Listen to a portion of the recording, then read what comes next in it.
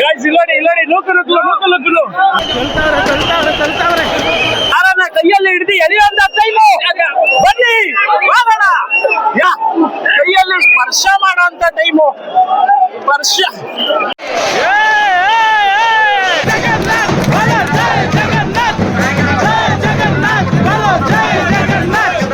ನಾನೊಳ್ಳೆ professional ಆಗಿ YouTuber ತರ ಮಾಡೋಣ ಅಂತ ಬಂದಿದ್ದು. ಇವ್ರ ಭಕ್ತಿ ಗುಂಗಲ್ಲಿ ನಾನೇ ಕಳೆದೋಗಿದ್ದೀನಿ.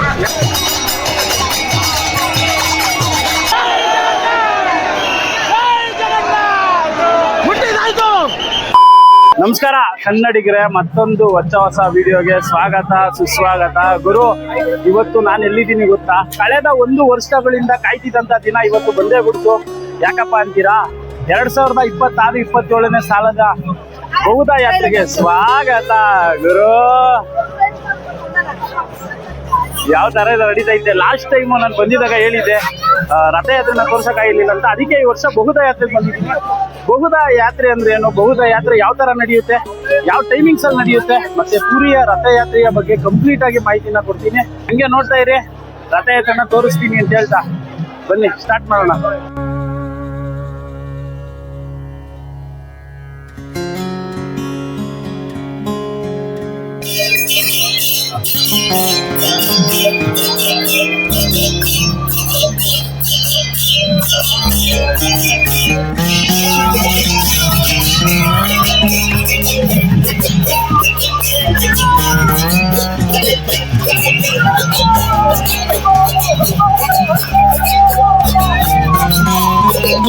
ಗೈಸ್, ಅಷ್ಟಕ್ಕೂ ಈ ರಥಯಾತ್ರೆ ಯಾವ ರೀತಿ ಸ್ಟಾರ್ಟ್ ಆಗ್ತದೆ ಅಂತ ಗೊತ್ತಿಲ್ಲ ಅಂದ್ರೆ ಹೇಳ್ತೀನಿ ಕೇಳಿ. ಈ ರಥಯಾತ್ರೆಯು ಆಷಾಢ ಮಾಸದ ಜ್ಯೇಷ್ಠ ಹುಣ್ಣಿಮೆಯ ದಿನ ಸ್ಟಾರ್ಟ್ ಆಗೋದು. ಆ ದಿನ ಏನ್ ಮಾಡ್ತಾರೆ ಅಂದ್ರೆ ದೇವ್ರನ್ನ ಸ್ನಾನ ಮಂಟಪಕ್ಕೆ ಕರ್ಕೊಂಡ್ಬಂದು ಅವ್ರಿಗೆ 108 ಪವಿತ್ರ ಬಿಂದಿಗೆಗಳಿಂದ ಸ್ನಾನನ ಮಾಡಿಸ್ತಾರೆ. ತದನಂತರ ದೇವ್ರಿಗೆ ಜ್ವರ ಬಂದಿರುತ್ತೆ ಅಂತ ಹೇಳಿ ದೇವ್ರನ್ನ ದೇವಸ್ಥಾನದಲ್ಲಿ 15 ದಿನಗಳ ಕಾಲ ಗರ್ಭಗುಡಿಯಲ್ಲೇ ಅವ್ರಿಗೆ ಯಾವುದೇ ಊಟ ಉಪಚಾರನ ಮಾಡದೆ ಬರೀ ಅವ್ರಿಗೆ ಔಷಧಿನ ಕೊಡೋದ್ರ ಮೂಲಕ ಅವ್ರನ್ನ ಉಪಚಾರನ ಮಾಡ್ತಾರೆ. 15 ದಿನಗಳು ಕಳೆದ ನಂತರ ದೇವ್ರನ್ನ ಕರ್ಕೊಂಡ್ಬಂದು ನೇತ್ರೋತ್ಸವ ಅಂತ ಮಾಡ್ತಾರೆ, ದೇವ್ರಿಗೆ ಕಣ್ಕೊಡುವಂತ ಕಾರ್ಯಕ್ರಮನ. ತದನಂತರ ಏನ್ ಮಾಡ್ತಾರಪ್ಪ ಅಂದ್ರೆ ದೇವ್ರದ್ದು ರಥೋತ್ಸವನ ಆಚರಣೆ ಮಾಡೋದು. ದೇವ್ರ ರಥೋತ್ಸವ ಆಚರಣೆ ಮಾಡ್ಬೇಕಾದ್ರೆ ಖುದ್ದು ಈ ಒಡಿಶಾದ ಮಹಾರಾಜರೇ ಬಂದು ಪೂರಿಯ ರಥಯಾತ್ರೆ ಇದೆಯಲ್ಲ, ರಥದ ಮುಂದೆ ಬಂದು ಕಸ ಗುಡಿಸ್ತಾರೆ ಚಿನ್ನದ ಪರದೆಯಲ್ಲಿ. ಅದ್ಯಾಕಪ್ಪ ಅಂತೀರಾ? ಈ ಒಂದು ಇದ್ರ ಬಗ್ಗೆ ತಿಳ್ಕೊಬೇಕು ಅಂದ್ರೆ ಗುಡಿಚ ಮಂದಿರ ಅಂದ್ರೆ ಏನು ಅನ್ನೋದ್ರ ಬಗ್ಗೆ ಫಸ್ಟ್ ನೀವು ತಿಳ್ಕೊಬೇಕು. ಗುಡಿಚ ಮಂದಿರ ಅಂದ್ರೆ ಏನಿಲ್ಲ ಗೈಸ್. ಗುಡಿಚ ಮಂದಿರ ಅಂದ್ರೆ ಒಡಿಶಾದ ರಾಜ ಮತ್ತೆ ಆತನ ಹೆಂಡತಿಯಾದಂತ ಗುಡಿಚ ದೇವಿಯ ಭಕ್ತಿಗೆ ಮೆಚ್ಚಿ ಶ್ರೀಕೃಷ್ಣ ಪ್ರತ್ಯಕ್ಷ ಆಗ್ತಾರೆ.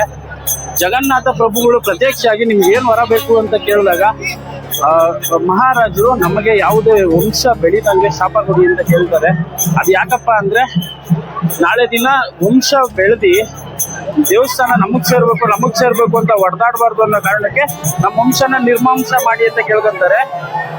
ಹಂಗ ಹೇಳ್ತಿದಂಗೆನೆ ಇವ್ರಿಗೆ ಅವರ ಪ್ರಭುಗಳು ಬರ್ತಾವ್ರೆ, ಅವರ ಹೆಂಡತಿ ಆದಂತ ಗುಡಿಚ ದೇವಿಗೆ ಏನಾಗುತ್ತಪ್ಪ ಅಂದ್ರೆ ಮನ್ಸಲ್ಲಿ ಒಂಥರ ತಳಮಳ ಆಗುತ್ತೆ.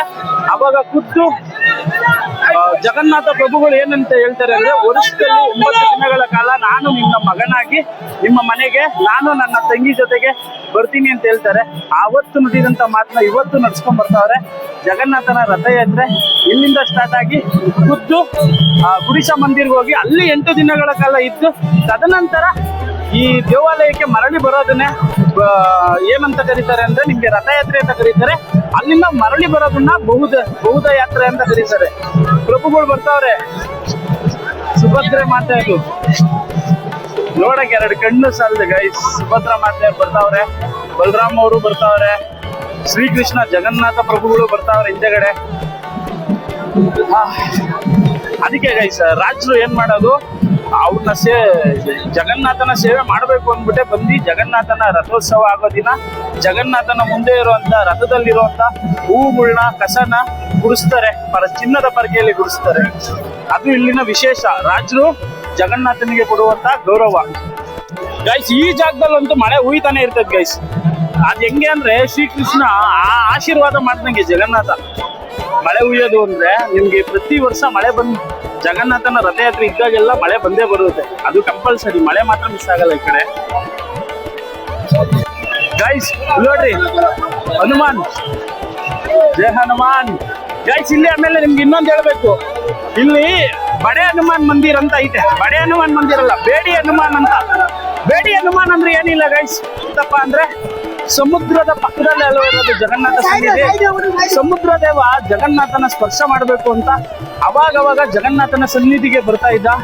ಇದರಿಂದ ಅಲ್ಲಿರುವಂತ ಭಕ್ತಾದಿಗಳಿಗೆಲ್ಲ ಸಿಕ್ಕಾಪಟ್ಟೆ ತೊಂದರೆ ಆಗ್ತಾ ಇತ್ತು. ಅವಾಗ ಜಗನ್ನಾಥ ಪ್ರಭುಗಳು ಏನ್ ಮಾಡ್ತಾರಪ್ಪ ಅಂದ್ರೆ ಅವನ ಪ್ರಿಯ ಭಕ್ತನಾದಂತ ಹನುಮಂತನನ್ನ ಕರೆಸಿ ಈ ಸಮುದ್ರನ ನೋಡ್ಕೊಳಕ್ಕೆ ಅಂತ ಹೇಳ್ತಾರೆ. ಅವ್ರಿಗೆ ಯಾವುದೇ ತೊಂದರೆ ಆಗ್ಬಾರ್ದು ಭಕ್ತರಿಗೆ ಅಂತ. ಆದ್ರೆ ಹನುಮಂತ ಕೇಳ್ಬೇಕಾ, ರಾಮನ ಪರಮ ಭಕ್ತ, ಎಲ್ಲೇ ಪುರಿಲಿ ರಾಮನ ಭಜನೆ ಆಗಿರುವುದು, ಏನೇ ಆದ್ರೂ ಖುದ್ದು ಹನುಮಂತ ಅವನ ಕರ್ತವ್ಯನೂ ಮರೆತು ಆ ಭಕ್ತಿಲಿ ಹೋಗಿ ಭಜನಲ್ಲಿ ತಲ್ಲೀನಾಗ್ತಿದ್ದ. ಹನುಮಂತ ನಿಲ್ಲದ ಕಾರಣ ಹೇಳ್ಬೇಕಲ್ಲ, ಸಮುದ್ರ ದೇವ ಖುದ್ದು ದೇವಸ್ಥಾನಕ್ಕೆ ಬಂದು ಜಗನ್ನಾಥನ ದರ್ಶನ ಮಾಡ್ತಿದ್ದ. ಅದಕ್ಕೆ ತನ್ನ ಭಕ್ತರಿಗಾದಂಥ ತೊಂದರೆಗಳನ್ನ ನೋಡಿ ಗಮನಿಸಿ ಆಂಜನೇಯಂಗೆ ಚಿನ್ನದ ಸರಪಳಿ ಹಾಕಿ ಕಟ್ಟಿ ಒಂದು ಜಾಗದಲ್ಲಿ ಕುಂಡಿಸ್ತಾರೆ. ಅದನ್ನೇ ಬಡೆ ಹನುಮಾನ್ ಮಂದಿರ ಅಂತ ಕರೆಯೋದು. ಇಲ್ಲಿ ಆ ಬಡೆ ಹನುಮಾನ್ ಮಂದಿರನ ನೀವು ಹೋಗಿ ನೋಡಬಹುದು. ಗಾಯ್ಸ್, ಜೈ ಜಗನ್ನಾಥ್.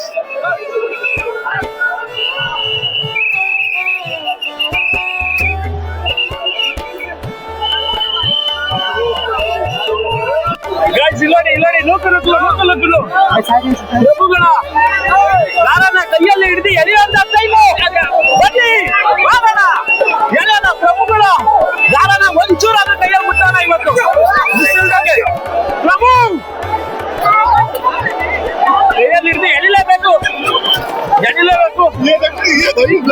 ದಾರನ ಕೈಯಲ್ಲಿ ಸ್ಪರ್ಶ ಮಾಡುವಂತ ಟೈಮು. ಸ್ಪರ್ಶ, ಅಯ್ಯೋ, ಓ ಮೈ ಗಾಡ್.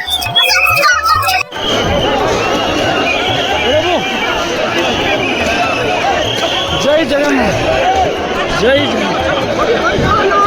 ಪ್ರಭು, ಜೈ. ಫೈನಲಿ ಮುಟ್ಬಿಟ್ಟೆ. ಜೈ ಜಗನ್ನಾಥ್, ಜೈ ಜಗನ್ನಾಥ್. ಫೈನಲಿ ಸ್ಪರ್ಶ ಮಾಡಿದ್ದೀನಿ. ಸುಭದ್ರಾ ದೇವಿಯ ರಥ ಬರ್ತಾ ಇದೆ ಕಣ್ಮುಂದೆ.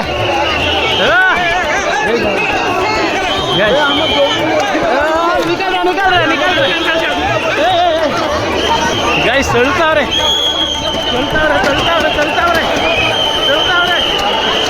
ಜೈ ಜಗನ್ನಾಥ್, ಜೈ ಜಗನ್ನಾಥ್.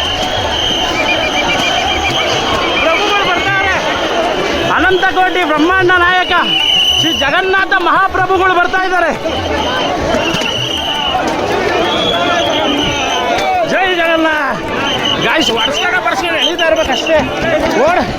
ಓಡೋಣ ಮುಂದೆ. ಪ್ರಭುಗಳದು ಮುಟ್ಟಿದಾಯ್ತು. ಒಳಗಡೆ ಇದ್ದೀನಿ ಗೈಸ್, ನಾನು ಇವಾಗ ರಥದ ಒಳಗಡೆ ಐತಿ ವಿಡಿಯೋ ಮಾಡ್ತಾ ಇದ್ದೀನಿ. ನನ್ನ ಸುತ್ತ ಹಗ್ಗಗಳು ಹೋಯ್ತೈತೆ. ಪ್ರಭುಗಳದು ಅಂದರ್ ಗೈಸ್, ಸಕ್ಕದಾಗೈತೆ ಫೀಲು. I can't explain. ಹೆಂಗೆ ಹೇಳಿ ಪದಗಳಲ್ಲಿ ಇದನ್ನ. ಗಾಯ್ಸ್, ಈ ಜಾಗದಲ್ಲಿ ಮೈಕೆಲ್ಲ ಹಾಕೊಂಡು ವಿಡಿಯೋ ಮಾಡೋಕ್ಕಾಗಲ್ಲ, ಹಂಗೆ ನುಗ್ತಾ ಇರ್ಬೇಕು. ಇವಾಗ ಸುಭದ್ರಾ ದೇವಿದು ಕೈಯಿಂದ ಮುಟ್ಟಿದಾಯ್ತು. ಇವಾಗ ಬಲಭದ್ರ ಮತ್ತು ಜಗನ್ನಾಥಂದು ಕೈಯಲ್ಲಿ ಮುಟ್ಟುವಂಥ ಟೈಮು. ಯಾವ ಸಿಗ್ತದೆ ಗಾಯ್ಸ್, ಅದೃಷ್ಟ. ಬಿಡ್ತೀನ ನಾನು, ಹೋಗ್ತೀನಿ. ಬಂದಿರೋದೆ ಅಷ್ಟು ದೂರದಿಂದ ಸುಮ್ಮನೆ ಬಂದಿದ್ದೀನಿ ನಾನು. ಜಗನ್ನಾಥನ ದರ್ಶನ ಮಾಡ್ದಂಗೆ ಹೋಗೋಕ್ಕಾಯ್ತದೆ ನಮ್ಮ ಕೈಲಿ. ನೋಡ್ರಿ, ಅಯ್ಯೋ, ಆನಂದ, ಪರಮಾನಂದ. ಗಾಯ್ಸ್, ದೂರದಿಂದ ನಾನು ಸುಭದ್ರ ಅನ್ಕೊಂಡ್ಬಿಟ್ಟಿದ್ದೆ.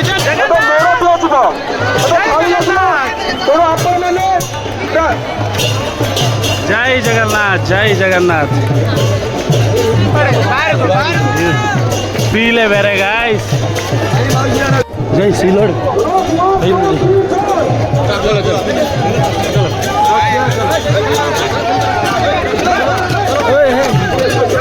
ಗೈಸ್ ಹೊಡಿತಾವ್ರೆ.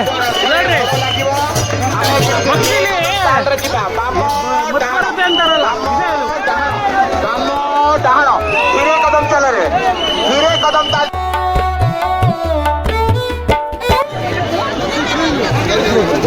ಗೈಸ್ ಸಾಕು ಗೈಸ್, ಸಾಕು. ಸಾಕು, ಈ ಜನ್ಮಕ್ಕೆ ಇಷ್ಟು ಸಾಕು.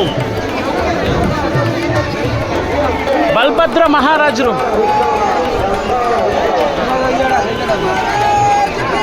ಜೈ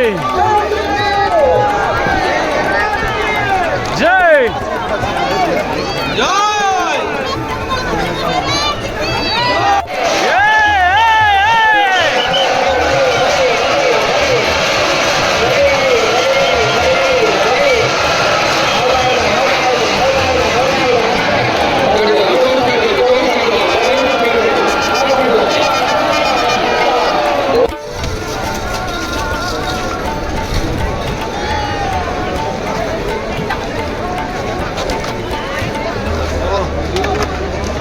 ಗಾಯ್ಸ್, ಇವಾಗ ಬಲಭದ್ರದ್ದು ರಥನ ಮುಟ್ಟಿದ್ದಾಯಿತು. ಬಲಭದ್ರ ಸ್ವಾಮಿದು ಇವಾಗ ಸುಭದ್ರ ತಾಯಿದು ಬರ್ತಾ ಇದೆ. ಸುಭದ್ರ ತಾಯಿದು ಮತ್ತು ಜಗನ್ನಾಥ ಪ್ರಭುಗಳದ್ದು ಹಿಂದೆ ಅವರೇ. ಹಿಂದೆ ಹೋಗ್ಬಿಡೋಣ, ಹೋಗಿ ಕೈಯಾರ ಮುಟ್ಬಿಟ್ಟು ಬಂದ್ಬಿಡೋಣ.